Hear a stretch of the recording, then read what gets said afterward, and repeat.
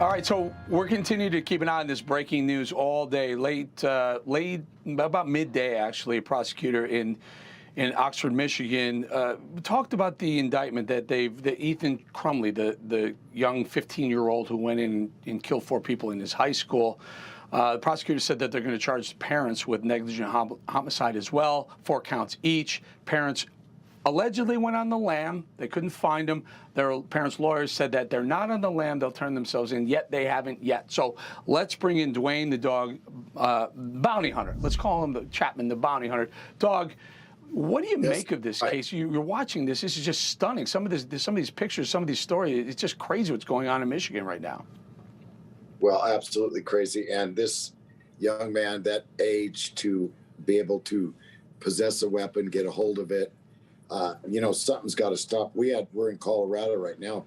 We've had 12, 15 kids shot in 2 weeks, these juveniles with guns. So if they can make a parent responsible for their kid to go to school, if they are truant and don't go to school, you could actually go to jail. Then you need to make the parent responsible under 18 for that house full of guns, because that's where they're getting 80% is at home. Yeah, no. Listen. I think this is just a scary concept, because if we, it's a slippery slope. Look, up until the kid put the gun in the backpack, you can buy a kid a gun. A kid can hold a gun with parental supervision. You can go to a shooting range. You can go to a field and hunt with a 15-year-old with a gun. That part's all legal. It's the part after that where the kid takes the gun. The parents didn't check the gun, make sure it was under locked key at home. He brought it to school, and then some of the stuff that the parents did feels negligent. But here, I want to focus in a little bit on this, dog. What about the school? Isn't there any responsibility of the school? They see this kid's got a lot of problems. They know now that he's maybe hurtful to himself or others, and yet they let him go back into the classroom. He happened to be packing heat. No one knew that. Well, as a juvenile, okay, if you say you're going to take a whole bottle of Excedrin or you're going to commit suicide, immediately the police are called. Then the police call the hospital and they put you in 24-hour lockdown. Okay, that's if you're going to hurt yourself. So this kid allegedly was Googling how to buy ammunition, and the teacher walked up and said, "What are you doing?" and looked at his phone. Right there, boom, sign. That's your first sign.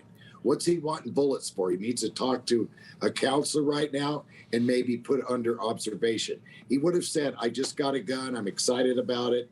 And then he threatens to shoot people. So the ball was dropped again a lot of times. I don't agree with under 18 years old that a child should be able to fire a gun. I don't care if he's with his dad, his grandpa. I think that's something you need to wait to do. You can't smoke a cigarette till you're 21. In most states, I think those kind of laws need to be relooked at again and then, fixed. And this would not happen.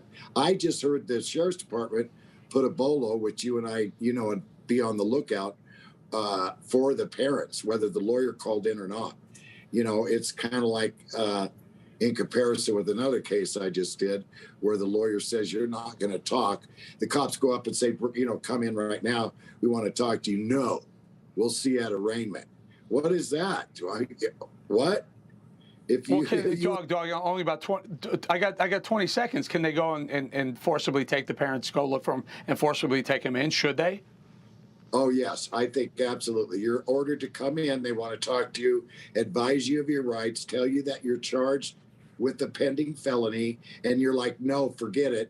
I'll see you later." Just like another case that I just did where the police went up to see a suspected murderer, and the parents go, "Yeah, he's here, but you're not coming in." Right there, that's red flags. Here we go. Yeah.